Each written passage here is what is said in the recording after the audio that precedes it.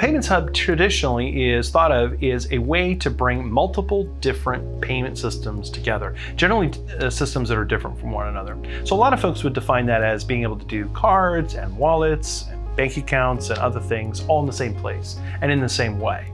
Other folks, particularly inside the banking community, would think of a payments hub as a place that you bring together everything of one kind, but perhaps in very different places around the world. For instance, how do you perform ACH traffic here in the United States and similar kinds of direct credit, direct debit traffic in Europe and in Canada and in other markets. So a payments hub is really all about how do you bring different kinds of payments together and process them in the same way. Payments hubs, as a result, have usually been part of the infrastructure of banks or payment services providers.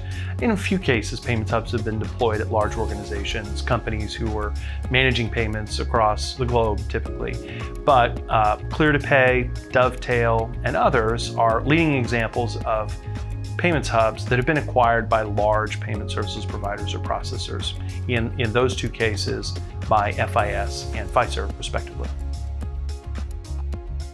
Generally, a company would consider a payments hub when the complexity of their payments environment is higher.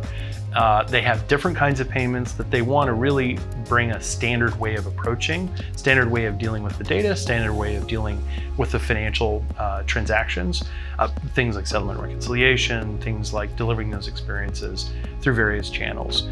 But they are relatively rare. So payments hubs predominantly have been deployed within banks and payment services providers and networks rather than companies.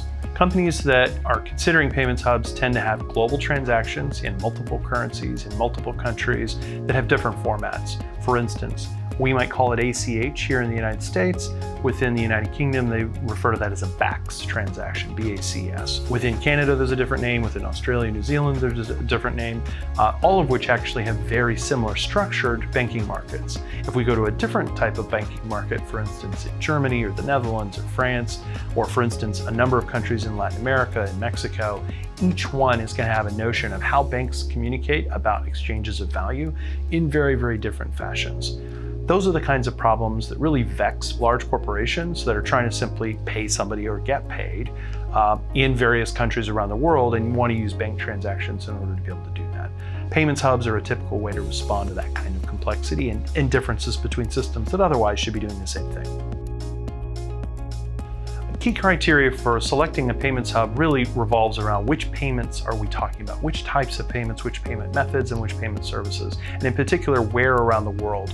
So if we were thinking in terms of predominantly ACH or that style of transaction, it has different names in different parts of the world, that might lead us towards one path, one particular vendor. And if we were thinking about cards plus bank transactions plus maybe book transfers, that would actually lead us to a different product. So it really depends on what the use case is to determine which actual product might suit the need best.